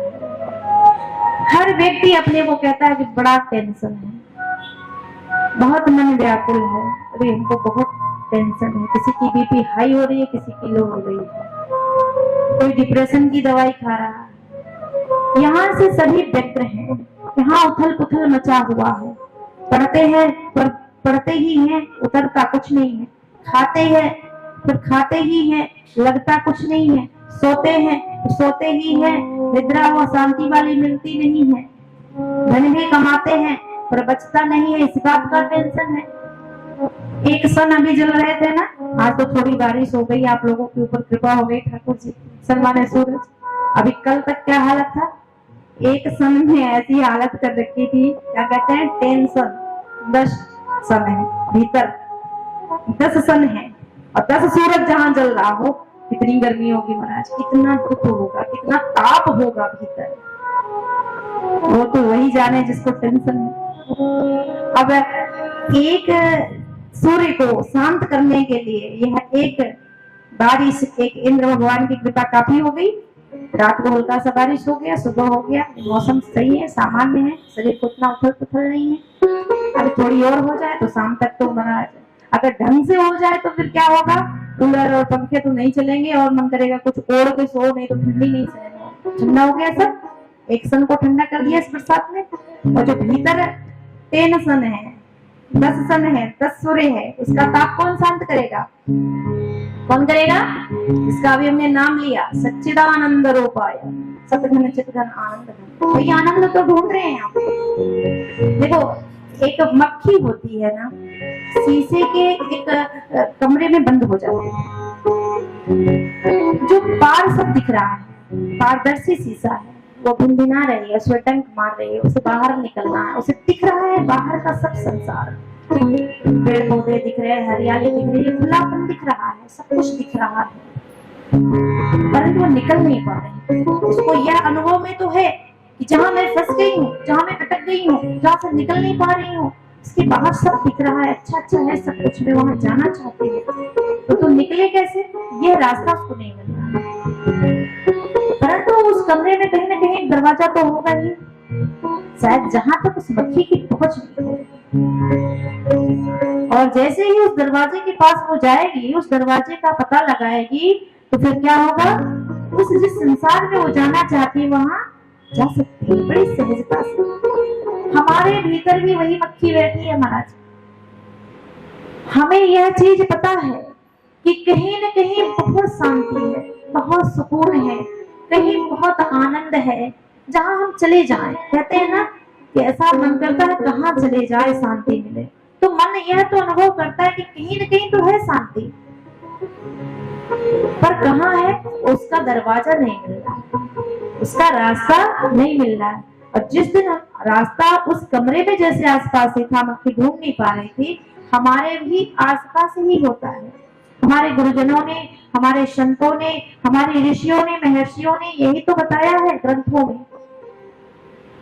कि भगवान कहाँ मिलता है। हम भी खूब कहते हैं तेरे भगवान तो भीतर ही है, कहते हैं कि नहीं कहते? सबकी सुनी सुनाई अब बातें हो गई हैं, वो अनुभव में किसी के नहीं है।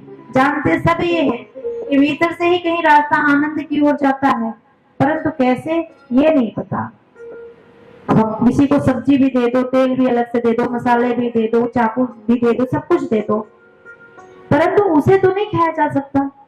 उसकी एक प्रक्रिया होती है, उसको एक तरीके से बनाया जाता, तैयार किया जाता है, परंतु सब अलग से आग नहीं खाया जा सकता, वो कच्चा पदार्थ नहीं खाया जा सकता, वो अलग से मसाले ऐसे नहीं डाले जा सकते, तेल नहीं पिए जा सकते, परंतु उनको सबको एक प्रक्रिया में जब हम बांधेंगे तो कितना स्वादिष्ट भोजन, वो सब्जी बनकर तैयार हो जाएगा ना। तो इसी प्रकार से हमें भगवान ने आंख भी दिया, दिमाग भी दिया, मुंह भी दिया, नाक भी दिया, हमारे हर क्षमता दी उन्होंने कि इस जीवन में भी आप अच्छे से कमाओ, खाओ, एक समाज में प्रतिष्ठित होकर रहो, एक अच्छे इंसान के लिए जो भी जरूरत होती है वो सब उन्होंने दिया। इतने फल दिए महाराज इस संसार में जिनकी जानकारी हमें एक जन्म में हो ही नहीं पाती है। इतनी सब्जियां दी उन्होंने, इतने प्रकार के अन्न दिया, हवा की उन्होंने व्यवस्था की, धूप की उन्होंने व्यवस्था की, चंद्रमा में अमृत भर करके हमारी फसलों में उन्होंने अन्न उपजाए, वनस्पतियां बनाई, औषधियां बनाई। अगर उन्होंने एक सांप बना करके हमें विष से घात बनाया ना, तो उसी विष को मारने के लिए औषधि भी बना दी। परंतु इतना कुछ पाने के बाद हम एक प्रक्रिया में नहीं अपने आप को जोड़ पा रहे हैं कि संसार जीने के लायक भी बनाया और इस संसार से सदा के लिए मुक्त होने की भी क्षमता दे दी उन्होंने, परंतु कैसे करना है हमें विचार नहीं आता है। हम रोज कहीं न कहीं उलझे रहते हैं, और ऐसा भी नहीं है कि हम जानते नहीं है। हम इस भारतवर्ष में उत्पन्न हुए ऋषियों की संतान है हम, हमें सब जानकारी है। अगर नहीं जानकारी है तो हमारे ग्रंथ लिख लिख करके रखे गए हैं महाराज, साफ साफ शब्दों में, परंतु हमने कभी टटोला ही नहीं। अपने बच्चों के जीवन यापन के लिए कागज का नोट कमा के रखते हैं, कागज की किताबें पढ़वाते हैं, कागज का रिजल्ट प्राप्त करवाते हैं और कागज के ही नोट में फिर कमाने के लिए उन्हें लगा देते हैं। जबकि कागज की वैल्यू क्या है? मिट्टी का ईंट पत्थरों का मकान बनाते हैं, परिश्रम करते हैं। हमने सोचा कि हमारे बच्चे सुखी रहें, हम होंगे तब सुखी रहेंगे, हमारे जाने के बाद सुखी रहेंगे। अच्छी बात है, होना चाहिए, बहुत अच्छी बात है। जो माता पिता ये नहीं कर पा रहे वो बेकार है। परंतु क्या कभी विचार आया कि हमारे बच्चों को और भी ऐसी किस चीज की आवश्यकता होगी जिन्हें हमें देना चाहिए? कभी विचार किया? कितने माँ बाप ने यह विचार किया? बच्चों को संस्कारी अगर नहीं बनाते हैं तो आप कितने करोड़ों रुपया कमा करके दे दीजिए, वो जुए में, शराब में, गुटखे में, पान में, वेश्याओं में व्यर्थ कर देगा। आपका किया धरा सब व्यर्थ। और लास्ट में यह स्थिति आएगी कि आप ही का छीन लेगा और आप ही को किनारे कर देगा। महाराज यह हो रहा है, अक्सर घरों में यह हो रहा है। तो भूल कहाँ हुई कि हमने उन्हें संस्कार नहीं दिया, उन्हें ग्रंथों का ज्ञान नहीं दिया, भगवान के चरणों में नहीं लगाया और अपने बुढ़ापे का रास्ता नहीं बनाया। जब अपना नहीं बना पाए तो अपने बच्चों का क्या बनाएंगे? तो बच्चों को यह सब देने के साथ साथ वह भी देना जरूरी है जिससे वो राष्ट्र की उन्नति में लगे, समाज की उन्नति में लगे, जिससे वो एक अच्छे इंसान बने। तो भागवत का जो परिचय है यही है, सच्चिदानंद रूपाय विश्वोत्पत्त्यादि हेतवे तापत्रय विनाशाय श्री कृष्णाय वयम्। यह जो श्लोक है ना, ये परिचय दे रहा है कि आप पूरे सप्ताह किसको जानने जा रहे हो, किसको पूजने जा रहे हो। ये जो हमारे भीतर हमारी आत्मा बैठी है वह परमात्मा की अंश है। इसका जो पारिग्रहण होने जा रहा है इस पूरे सप्ताह में, प्रेम होने जा रहा है, वो परमात्मा से होने जा रहा है। तो पहले जान लेते हैं कि परमात्मा कैसा है। तो आइए कुछ क्षण भगवान नाम संकीर्तन कर लेते हैं और कुछ मिनट की कथा को हम संपन्न करते हैं, फिर आरती के बाद अपने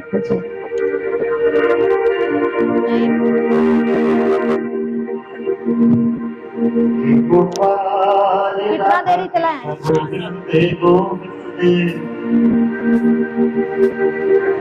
हे गोपाल राधा कृष्ण गोविंदे गोविंदे, हे गोपाल राधा कृष्ण गोविंदे गोविंदे, हे गोपाल राधा कृष्ण। ढोलक वाले को बैठने का दिक्कत है क्या?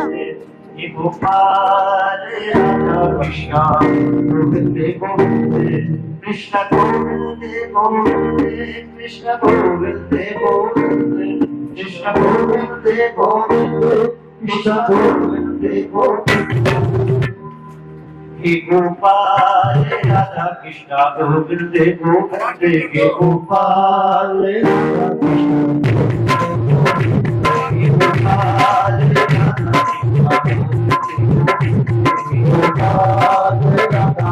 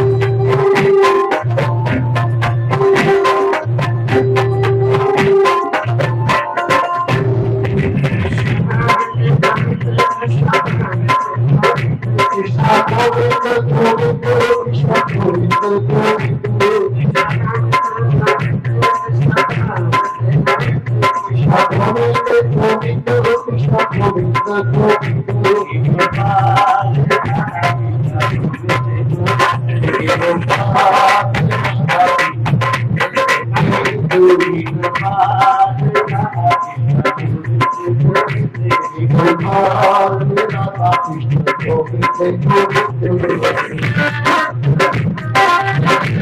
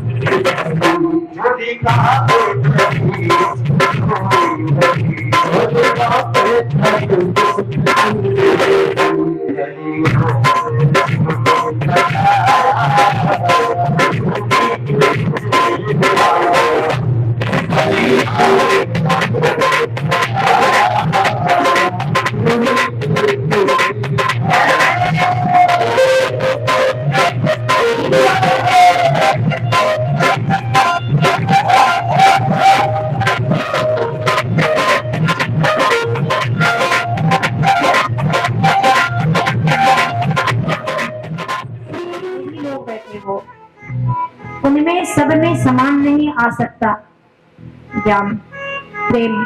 क्यों? जिसका पात्र गहरा होगा उसी में कुछ रुकेगा। अभी जैसे बरसात आज हो रहा था, अगर आप वहां ले जाकर थाली रख दो, कुछ भी पानी रुकेगा? नहीं रुकेगा। जितना आएगा बरसात का पानी छिटक कर बाहर निकल जाएगा। परंतु वहां अगर बाल्टी रख दो, तो गहरा पात्र रख दो, तो पानी उसमें आ जाएगा। उसमें कुछ पानी आएगा तो वो कम भी आएगा, है ना, बरसात का पानी। तो जो ये व्यासपीठ से बरसाई जा रही है, उसके हृदय में उतना रुकेगा जिसके हृदय की जितनी गहराई होगी। तो जब ब्रह्मा जी ने उस तराजू को तौला तो देखा कि समग्र पुण्यों का जो वजन है वो हल्का पड़ के ऊपर हो गया पड़ा, और जो भागवत सुनने का पुण्य था वो नीचे आ गया। तो उन्होंने फिर अपना ध्यान लगाया और देखा, तो क्या देखते हैं कि भागवत कितनी महिमा क्यों है। भागवत कितनी महिमा क्यों है? तो भागवत में 12 स्कंद है, 12 स्कंद है। एकादश स्कंद में भगवान ने स्वयं उद्धव जी के सामने अपने एक शक्ति को इस ग्रंथ में तिरोहित किया, प्रविष्ट हुए। तो जब साक्षात परमात्मा हो तो उनकी चर्चा परिचर्चा का प्रभाव कितना बड़ा होगा। तो ब्रह्मा जी ने प्रणाम किया और यह सिद्ध किया, यह मोहर किया, यह प्रमाणित किया कि भागवत की महिमा सर्वश्रेष्ठ है। इस प्रकार से सूत जी ऋषियों को बातें बता रहे हैं और कह रहे हैं कि यह बात सिर्फ हम नहीं कह रहे हैं, जिन जिन लोगों के अनुभव में आया सब यही प्रमाण देते हैं एक बार नारद जी जब बड़े व्यग्र हुए तो पृथ्वी लोक के भ्रमण पर आए। वो अनेक अनेक जगहों पर गए, गृहस्थों के यहाँ गए। देखा महाराज बड़ी उपद्रव मचा हुआ है, पति पत्नी में प्रेम नहीं है, माँ बेटे में प्रेम नहीं है, भाई भाई में प्रेम नहीं है। भाई पढ़ता तो है रामचरितमानस, उसमें भी भरत चरित्र, परंतु आज ध्यान आया कि देर हो गया, क्यों भैया कहाँ जल्दी जल्दी चल दिए। बोले आज कोर्ट जाना था। क्यों? कोर्ट में भैया से हमारा मुकदमा चल रहा है। क्यों? उन्होंने हमारा ना खेत का दाढ़ थोड़ा सा ज्यादा काट के हमारे मध्य प्रदेश ले लिया। क्या पढ़ रहे थे? भरत चरित्र। महाराज इन भाइयों ने अयोध्या जैसी नगरी को, राज्य को, जो स्वर्ग से भी उत्तम है, उसको अपने ठोकरों में डाल दिया है बॉल की तरह। वो कहता है नहीं भरत तुम्हारा है, और कहते नहीं भैया तुम्हारा नाम ले ही नहीं सकते। वो पाठ कर रहे हैं। तो जाना कहाँ याद आ गया कि भैया से एक बिकी जमीन ज्यादा चली गई, उसके भी मुकदमा गया। तो ऐसे गृहस्थों के यहाँ नारद जी गए, उन्हें कहीं शांति नहीं लगी। उन्होंने सोचा कि ब्राह्मणों के यहाँ चलते हैं। तो कहते हैं कि ब्राह्मणों के यहाँ महाराज बड़ी स्थिति खराब है। क्षत्रियों के यहाँ गए, क्षत्रियों का जो धर्म है वो निभाते ही नहीं। वैश्यों के आगे, तो वैश्यों का काम क्या होता है? ईमानदारी से व्यापार करना। तो कहते हैं कि वैश्यों का तो ज्यादा ही हालत खराब है।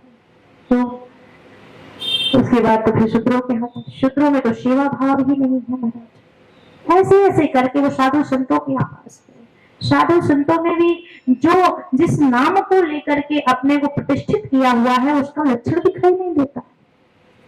कहते हैं कि जिनके आलिशान आश्रम है, घर मकान है, खूब बंगले बने हुए हैं, बड़ी बड़ी गाड़ियां खड़ी हैं, वो संत कौन है? उनका नाम क्या है? त्यागी जी महाराज।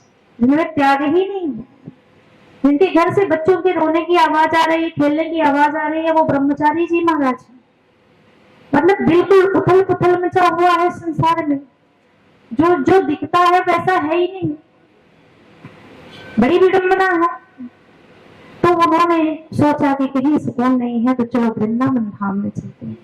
वृंदावन में गए, यमुना के किनारे, तो उन्होंने देखा कि वहां भक्ति महारानी एक साधारण स्त्री के रूप में बैठी हुई रुदन कर रही है, जहां 2 बच्चे उनके चित पड़े हुए हैं, ज्ञान और वैराग्य। वहां पर जब उन्हें पूरी पता जानकारी मिली कि भाई यह ज्ञान और वैराग्य अचेतावस्था में पड़े हुए हैं, उठ नहीं रहे हैं, भक्ति महारानी परेशान है कि मैं तो तरुण हो गई आके वृंदावन में, परंतु इस संसार में मेरे बच्चों की पूछ नहीं है।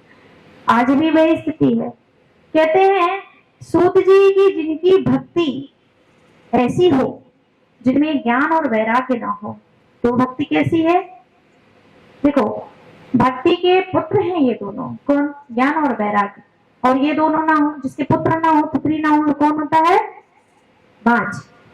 तो ये जो भक्ति है वो निसंतान है। अगर हमारे भीतर भक्ति तो है परंतु ज्ञान नहीं है कि किसके साथ कैसा व्यवहार करना चाहिए, किसके साथ कैसी वाणी बोलनी चाहिए, किसके साथ कैसा रहना चाहिए, किससे कैसी दया, कैसा प्रेम, कैसा क्या करना चाहिए, नहीं पता। अगर ज्ञान नहीं है और वैराग्य नहीं है कि ये चीज तो है पर इसके बिना भी हम रह लेंगे, या इनकी ये है हमें ये नहीं चाहिए, या संसार में रहते हुए भी परमात्मा का ध्यान हो, संसार से वैराग्य हो, अगर ज्ञान और वैराग्य नहीं है तो वह हमारी भक्ति कैसी है?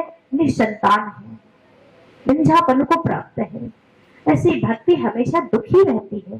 कहते हैं ना, हम लोग सुनते हैं अक्सर करके कि भाई भक्ति तो हमारे अंदर बहुत है, भाव बहुत है, पूजा पाठ भी करते हैं, पर फिर भी मन को सुकून नहीं है। कहते हैं कि भक्तों को तो और परेशानी है महाराज, तो भक्ति खुश नहीं है।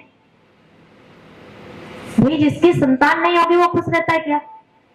किसी की बड़ी कोठी हो, कोठी छोड़ो महाराज, राजा महाराजा हुआ करते थे तो पूरा पूरा साम्राज्य उनके हाथ में हुआ करता था, पर एक संतान के लिए कितने दुखी होते थे। तो हमारी भक्ति भी तो दुखी होती होगी भीतर। तो फिर ये कहोगे भक्ति तो है पर वैराग्य नहीं मानता है, उसका भी ले लो, इधर से भी कर लो, इधर भी कर लो, ऐसे नकेल प्रकार बेमानी बेमानी करके धन कमा ले, वैराग्य ही नहीं, ज्ञान है नहीं किसके साथ क्या करना है। तो भक्ति रोती है भीतर, लगन तो लगी है उधर मेरी, परंतु मेरी संतानें मेरे आसपास नहीं दिखती है। भक्ति को पुष्ट करिए, देखिए कहाँ त्रुटि हो रही है, और वो हमारे शास्त्रों में आराम से मिल जाएगा। हर प्रश्न का हल है। प्रश्न तो बनाओ आप, प्रश्न तो बनो। महाराज प्रश्न के नाम पर पूरी पूरी गीता सुना दी जाती है, परंतु प्रश्न तो करें हम, प्रश्न ही नहीं, जिज्ञासा नहीं है। तो इस प्रकार से भगवान जब भक्ति को एक परीक्षा के रूप में, देखिए ये कथा तो हम सुनते हैं कि भक्ति बड़ी दुखी है, नमनी है, उनके ज्ञान वैराग्य ऐसे है, तो विचार करने वाली बात है कि क्या जाता है कि भक्ति करो सारे दुख दूर होंगे। और भागवत की महात्म्य में बता दिया गया कि भक्ति बड़ी दुखी है, बड़ी समस्या है कि भक्ति करके हम कैसे सुखी होंगे जब भक्ति खुद दुखी है भाई, है ना। तो कहते हैं कि हनुमान, जैसे एक बार हनुमान जी ने भीम का अभिमान तोड़ा था, इसी प्रकार से यहाँ नारद जी का भ्रम तोड़ा जा रहा है। नारद जी का एक भ्रम तोड़ा गया है रामचरितमानस में, मोहिनी लीला करके भगवान ने, परंतु यहाँ पर भी इनका अभ्रम तोड़ा जा रहा है कि भक्ति कभी भी दुखी नहीं होती है, वहां पर उसकी लीला दिखाई गई है। व्यक्ति के ज्ञान वैराग्य को जगाने के लिए नारद जी प्रयास करते हैं और शनकादियों से मिलते हैं, जो सृष्टि के ब्रह्मा के प्रथम संतान है, सनक सनंदन सनातन सनत कुमार, इनसे मुलाकात होता है और बद्रिकाश्रम में ये कथा श्रवण कराई जाती है। उस कथा के प्रांगण में विश्राम दिवस में भक्ति आती है, अपने लिए स्थान मांगती है, तो वहां पर सनकादियों ने, नारद ने उस भक्ति को यह स्थान दिया है। कौन सा? कहा कि जिन जिन भक्तों ने भगवान का कथा सुना है, उनका प्रवचन, उनका नाम विस्मरण करते हैं, सुनते हैं, भजते हैं, उनके हृदय में भक्ति आप विराजमान हो जाओ। तो आप भी यह समझना कि आप अगर बैठ करके नहीं कहीं भी अन्यत्र अगर भगवान का सत्संग सुनते हैं, उनकी कथा सुनते हैं, तो भक्ति आपके हृदय में बरवस ही विराजमान होगी। और जहाँ भक्ति होती है वहाँ भगवान जरूर आते हैं, क्योंकि भगवान की प्रियतमा है भक्ति, प्रेयसी है ये। तो जहाँ जहाँ यह प्रेयसी जाती है वहाँ वहाँ प्रियतम आते ही आते हैं। तो अगर आज हम कथा सुन रहे हैं, उनमें मन लगा रहे हैं, तो भक्ति आएगी, और भक्ति आएगी तो फिर भगवान भी आएंगे। इसी आशा में हम यह अनुष्ठान करके अब बैठे हैं।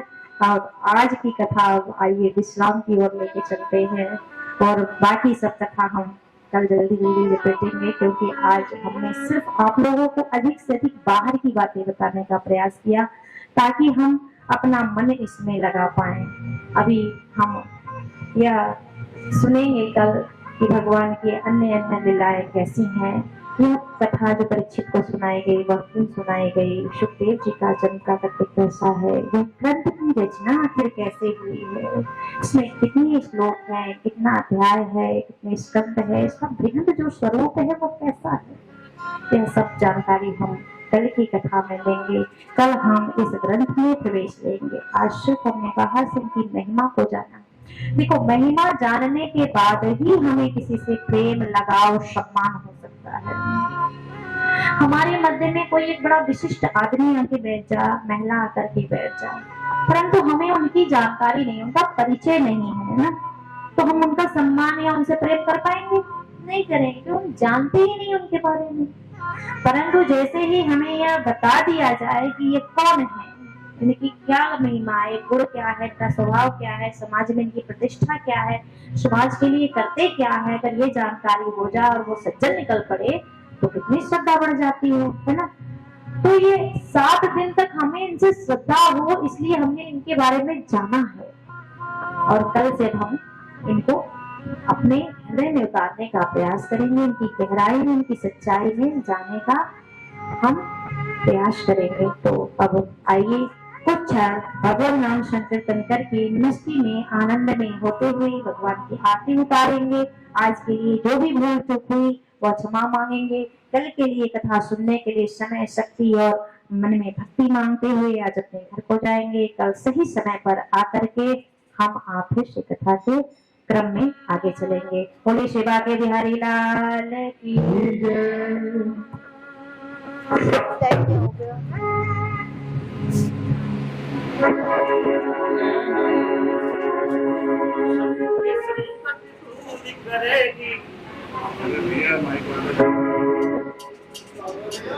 आइए भजन राधा रानी जी के चरणों में रखते हैं और जो मन की गाड़ी से सुंदर सुंदर हमें कथा सुनने को मिली, तो मन की गाड़ी से अब हम चलते वृंदावन धाम की ओर और राधा रानी जी के आवाज बढ़वा दो, आवाज। बसा दो कैसे भी अपने चरणों में बसा दो।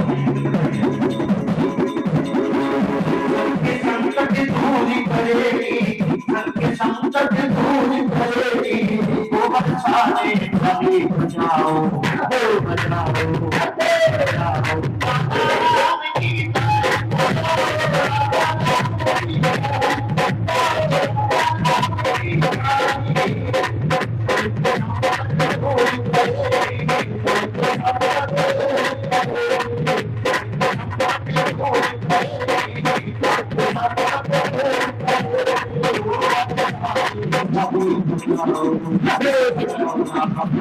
Hare